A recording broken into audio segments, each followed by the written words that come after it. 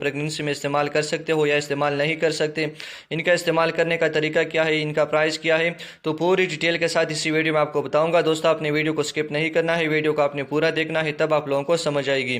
दोस्तों वीडियो शुरू करने से पहले अगर आप मेरे चैनल पर नए हैं या आपने मेरे चैनल को सब्सक्राइब नहीं किया है तो प्लीज़ दोस्तों सबसे पहले मेरे चैनल को सब्सक्राइब कीजिए और नीचे छोटा सा बेल आइकन है उनको भी प्रेस करिए, ताकि जब भी मैं नई वीडियोज़ अपलोड करता रहूँगा आप लोगों को सबसे पहले उनकी नोटिफिकेशन मिल जाएगी। दोस्तों वीडियो को शुरू करते हैं। जोवेडालिन सिरप है और जोवेडालिन ड्रॉप्स, ये दोनों हमारे साथ एक मल्टीविटामिन से बनाए गए हैं। मतलब ये एक मल्टीविटामिन सिरप और मल्टीविटामिन ड्रॉप्स है। इनमें बहुत से विटामिन मौजूद होते हैं, जैसा कि विटामिन ए हो गया, vitamin D, vitamin B1, vitamin B2, vitamin B6, vitamin B12, vitamin C, nicotinamide, इनमें बहुत से विटामिन मौजूद होते हैं। तो इसलिए इनको हम मल्टीविटामिन सिरप और मल्टीविटामिन ड्रॉप्स बोलते हैं। इसके बाद दोस्तों हम यूजेस की तरफ चलते हैं कि विटालिन सिरप और विटालिन ड्रॉप्स को हम कौन सी बीमारियों के दौरान इस्तेमाल कर सकते हैं।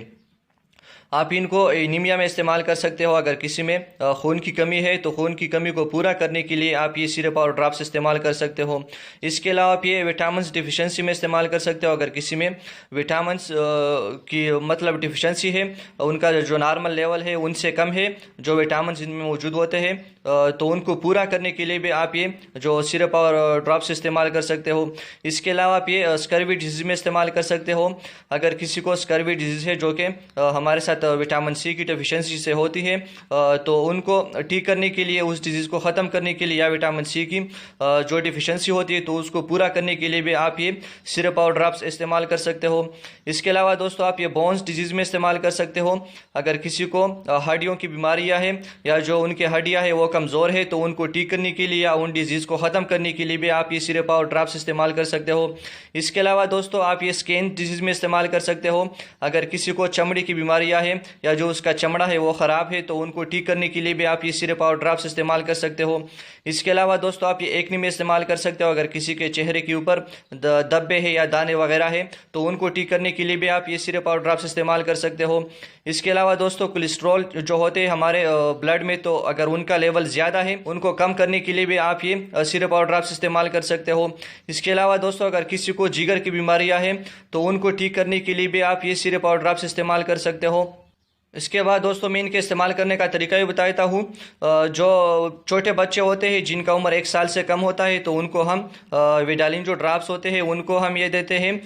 वो दिन में एक बार ही इस्तेमाल करेंगे।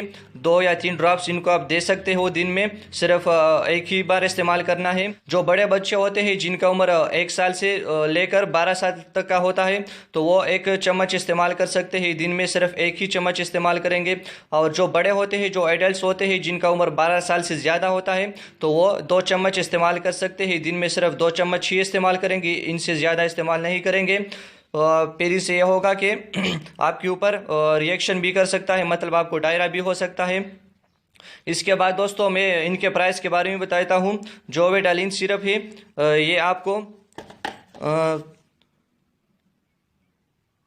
70 रुपीज़ में आसानी के साथ फार्मेसी या मेडिकल स्टोर में मिल सकता है। इसके अलावा जो विटालिन ड्रॉप्स है ये आपको,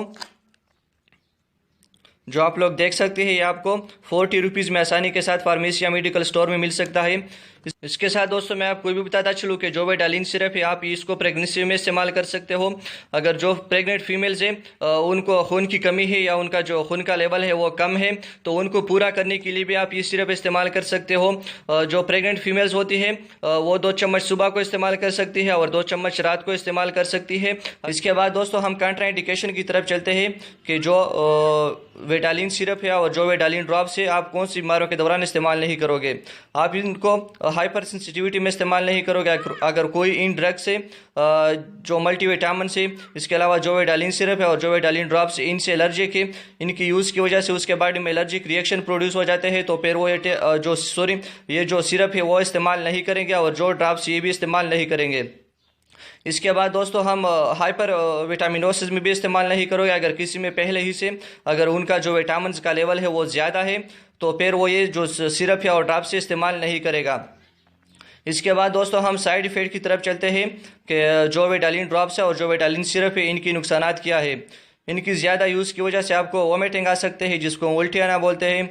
इसके अलावा आपको एब्डोमिनल पेन हो सकता है, जो आपका पेट है वहाँ पर थोड़ा सा आपको दर्द फील हो सकता है।